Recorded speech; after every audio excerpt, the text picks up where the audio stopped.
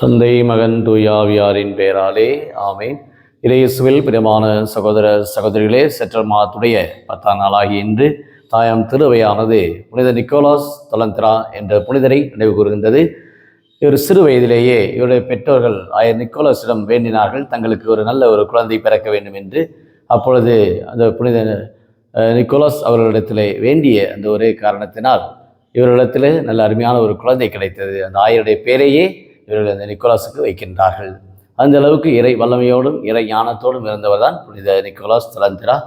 7 வயதிலேயே இறை ஞானத்தோடும் ஜபத்திலும் தவத்திலும் புண்ணியத்திலும் ஒவ்வொரு நாளும் தன்னுடைய தனிப்பட்ட ஜபத்திலே இறைவனோடு ஒன்றித்திருந்து நல்ல ஒரு படிப்பையும் நல்ல கல்வியையும் பெற்றவராக தன் வாழ்நாளிலே இறை அருளோடு வளர்கின்றார். நல்ல ஒரு குருவாக மாறுகின்றார், சன்னியாசியாக மாறுகின்றார். தன்னுடைய இந்த துறவர வாழ்விலே அர்த்தமுள்ள வகையிலே வாழ்ந்து கொண்டிருக்கின்றார். இவருடைய வாழ்வு எல்லாருக்கும் ஒரு முன்மாதிரியாக இருக்கின்றது.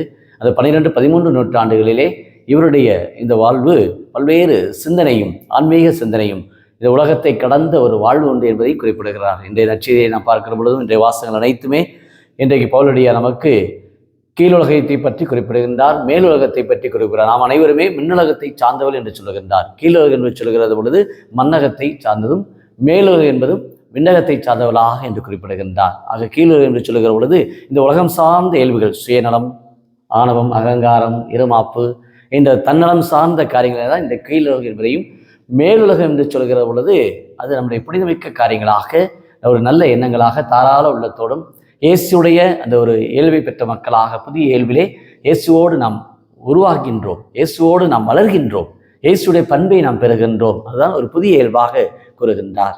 இவ்வாறாக மனிதனுடைய இந்த வாழ்வானது அந்த கிறிஸ்துவை மையப்படுத்தி ஒரு உறவாக இருக்க வேண்டும். அதைத்தான் பவுலுடைய தன்னுடைய வாழ்க்கையிலே சட்டத்திலே தன்னை அவர் இறந்து அந்த இயேசுடைய அந்த வாழ்விலே அவர் உயிர்த்தெழுந்தார். அதான் சொல்ல, கிறிஸ்துவோடு இறந்து கிறிஸ்துவோடு நாம் உயிர் பெற வேண்டும் என்று சிலருக்கு சொல்வார்.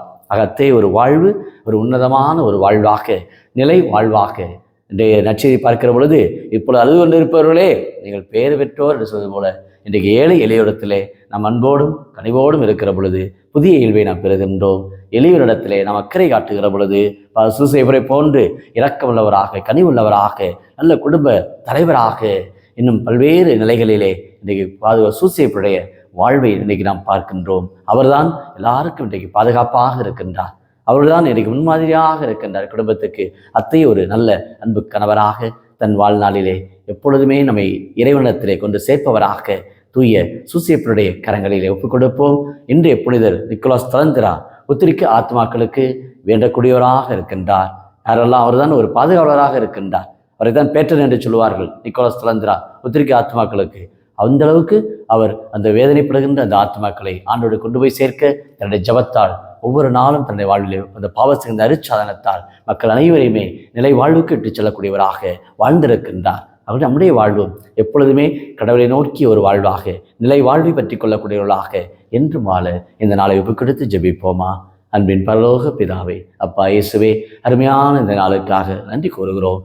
சூசேபருடைய கரங்களிலே இந்த நாளை நாங்கள் ஒப்புக் கொடுக்கிறோம். புனித நிக்கோலாஸ் தலந்திரா 12-13 நூற்றாண்டுகளிலே இறை ஞானத்தோடும் இறையறிவோடும் இந்த சமூகத்திலே, அதுவும் கிறிஸ்தவ வாழ்விலே தன்னை கரைத்து தன் வாழ்நாள் முழுமையாய் கடவுளை மையப்படுத்தி வாழ்ந்தது போல நாங்கள் அன்றாட வாழ்விலே இதோ நீரே எங்களுக்கு மையம், நீரே எங்களுக்கு வாழ்வு, நீரே எங்கள் ஊற்று என்பதை நாங்கள் அறிந்தவர்களாக உண்மையிலே புது படைப்பாக நாங்கள் மாற, எங்களுடைய பழைய பாவ இயல்புகளை விட்டுவிட்டு புதிய இயல்பை நாங்கள் அணிந்து கொள்ள எங்களுக்கு தேவையான ஆற்றலும் அருள் வல்லமையும் கிருபையும் இந்த யூடியூபில் ஜெபிக்கிற ஒவ்வொரு குடும்பத்தாருமே இன்னைக்கு அநேக பிரச்சனைகள், குடும்பத்திலே பல்வேறு விதமான சண்டை சச்சரவுகள், குடும்பத்திலே சமாதானம் இல்லை, குடும்பத்தில் அன்பு இல்லை, குடும்பத்தில் உறவு இல்லை, குடும்பத்தில் நினைத்த காரியம் நடக்கவில்லை என்று அநேக பேர் தங்களுடைய வாழ்விலே வாழ்க்கையில் இருக்கிற பிரச்சனைகளே தடைகளிலே எத்தனையோ மக்கள் உழந்து போயிருக்கிறார்கள். அதன் பவுலுடைய சொல்லுவார், உங்களுக்கு கிடைக்கிற என்றோ உங்களுடைய அடிமை குடிமக்கள் என்றோ உங்களுடைய பாகுபாடு வேண்டாம், எல்லாரும் கிறிஸ்துவிலே ஒன்று என்று சொல்வது போல நம்முடைய அன்றாட வாழ்க்கையிலே கிறிஸ்துவை மையப்படுத்திய ஒரு வாழ்விலே கிறிஸ்துவே எங்கள் மீட்பர், கிறிஸ்துவே எங்கள் ஆண்டவர் என்பதை அறிக்கையிட